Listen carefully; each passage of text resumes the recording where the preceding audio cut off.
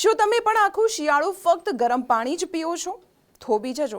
Experts શું કહે છે તે જાણી લો, નહીં તો ફાયદાને બદલે નુકસાન થઈ શકે છે.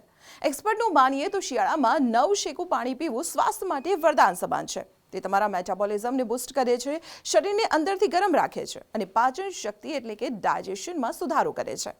પણ યાદ રાખો, પાણી નવશેકું હોવું જોઈએ, ઉકળતું નહીં. વધારે પડતું ગરમ પાણી પીવાથી મોઢાના અને અન્નનળીના સોફ્ટ ટિશ્યુઝને નુકસાન થઈ શકે છે. સાથે લાંબા સમય સુધી ખૂબ જ ગરમ પાણી પીવાથી તમારી કિડની પર પણ દબાણ આવી શકે છે અને તરસ ઓછી લાગે છે, જેનાથી ડિહાઇડ્રેશન થઈ શકે છે. સાચો રસ્તો એ છે કે પાણીને સહેજ ગરમ કરો અને આરામથી બેસીને ઘૂંટડે પીવો. અતિરેક કોઈ પણ વસ્તુનો ખરાબ છે. શું તમે ઠંડુ પાણી પીવો છો કે ગરમ?